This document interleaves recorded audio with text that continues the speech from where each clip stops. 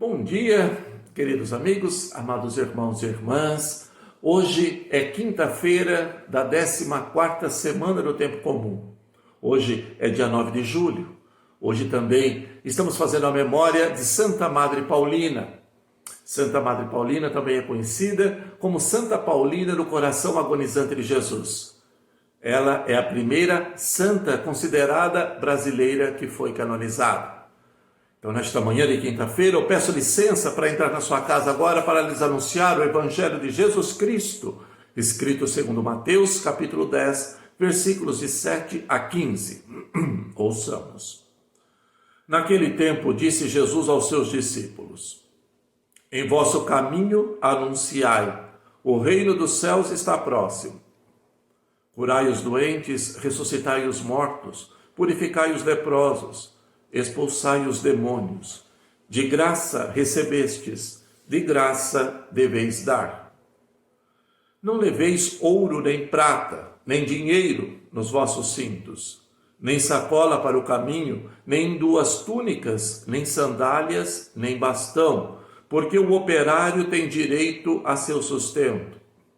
Em qualquer cidade ou povoado onde entrardes, informai-vos para saber quem ali seja digno. Hospedai-vos com ele até a vossa partida. Ao entrardes numa casa, saudai-a. Se a casa for digna, desça sobre ela a vossa paz. Se ela não for digna, volte para vós a vossa paz. Se alguém não vos receber, nem escutar vossa palavra, saí daquela casa ou daquela cidade e sacudi a poeira dos vossos pés. Em verdade eu vos digo, as cidades de Sodoma e Gomorra serão tratadas com menos dureza do que aquela cidade no dia do juízo. Queridos irmãos e irmãs, estas são palavras para a nossa salvação. Glória a vós, Senhor. Meus queridos amigos, queridos irmãos, o Evangelho de hoje está na sequência do Evangelho de ontem.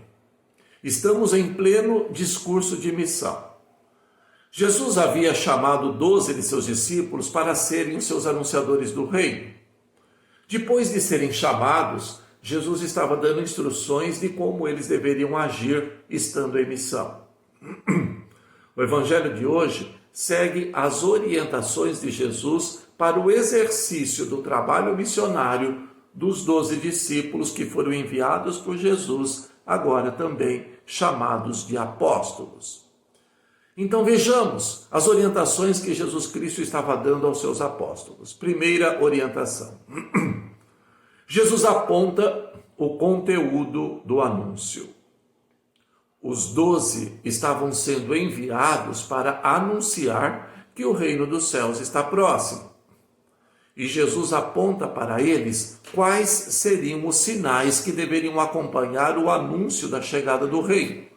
Ou seja, a cura dos doentes, a ressurreição dos mortos, a purificação dos leprosos e a expulsão dos demônios. O anúncio não deve constar somente de palavras, mas de gestos concretos que sejam sinal vivo desta libertação que o reino traz. Segunda orientação.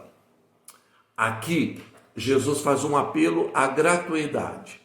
Os discípulos não podem partir para a missão pensando em colher dividendos pessoais ou em satisfazer interesses egoístas e econômicos.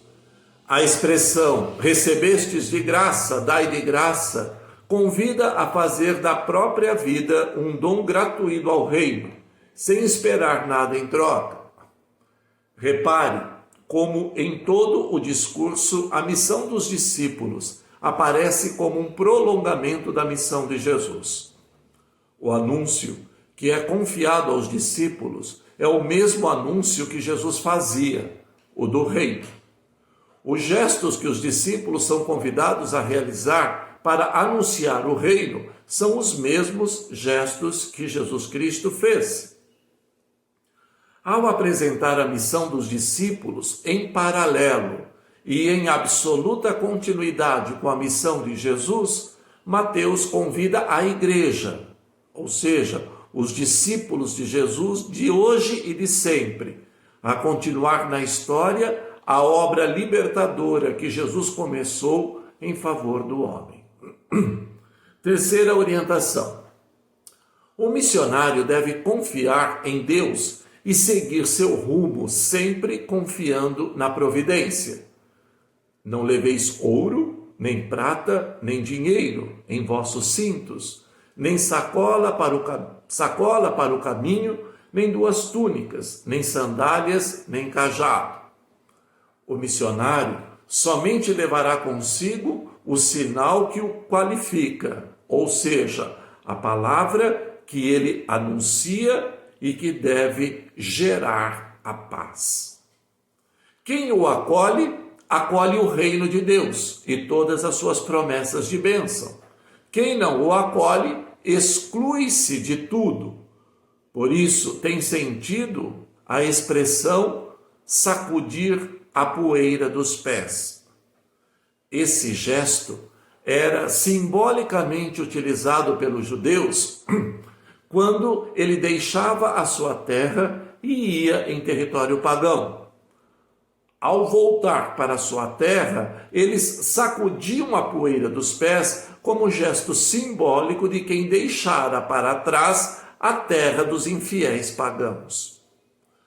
Tal como as cidades de Sodoma e Gomorra, que foram arrasadas por não terem acolhido os enviados de Deus, assim também acontecerá àqueles que não acolherem a palavra de Jesus e, portanto, o seu reino. Hoje também, meus irmãos, como eu já disse no início, nós fazemos a memória de Santa Madre Paulina. Vamos conhecer um pouquinho a história desta santa. Madre Paulina, ela nasceu no dia 16 de dezembro de 1865 em Vigolo, Vataro, na Itália. E ela morreu no dia 9 de julho de 1942, aqui no Brasil, na cidade de São Paulo. Apenas com 10 anos de idade, em 1875, ela veio morar no Brasil com os seus pais, que se estabeleceram na cidade de Nova Trento, no estado de Santa Catarina. Nesta cidade, nós temos hoje um grande e lindo santuário dedicado a Santa Madre Paulina. O nome de batismo dela era Amabile Lúcia Wiesentainer. Como religiosa, ela era chamada de Irmã Paulina do Coração Agonizante de Jesus. Quando foi canonizada, ela recebeu oficialmente o nome de Santa Paulina do Coração Agonizante de Jesus. Mas ela é conhecida carinhosamente por todo o povo brasileiro por Santa Madre Paulina.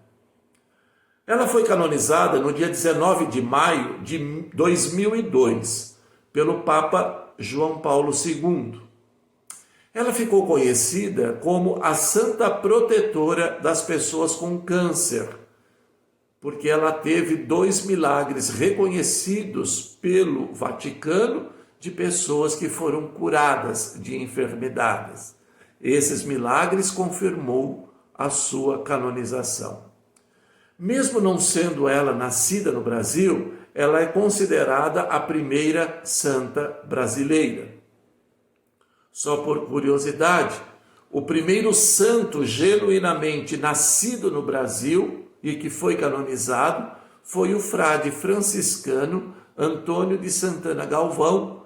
Ele nasceu em 1739 e morreu em 1822. Ele é conhecido como Frei Galvão. Ele foi canonizado no dia 11 de maio de 2007 pelo Papa Bento XVI. Este é genuinamente brasileiro, mas ele não é tido como o primeiro santo brasileiro. Ele é o primeiro santo nascido no Brasil. A primeira santa brasileira é Santa Madre Paulina, não nascida no Brasil, mas considerada brasileira. Então, nesta manhã de quinta-feira, peçamos todos a proteção de Santa Madre Paulina sobre todos nós. Amém. Oremos. Pai nosso que estais no céu, santificado seja o vosso nome. Venha a nós o vosso reino, seja feita a vossa vontade, assim na terra como no céu. O pão nosso de cada dia nos dai hoje. Perdoai as nossas ofensas, assim como nós perdoamos a quem nos tem ofendido. E não nos deixeis cair em tentação, mas livrai-nos do mal. Amém. Ave Maria, cheia de graças, o Senhor é convosco. Bendita sois vós entre as mulheres, e bendito é o fruto do vosso ventre, Jesus. Santa Maria, Mãe de Deus, rogai por nós, os pecadores, agora e na hora de nossa morte. Amém. Peçamos agora as bênçãos à nossa amada padroeira Santa Rita de Cássia. Ó poderosa Santa Rita de Cássia, chamada Santa das Causas Impossíveis, advogada dos casos desesperados e auxiliadora em todas as horas, intercedei junto a Deus para que me conceda alcançar a graça de que tanto desejo e necessito.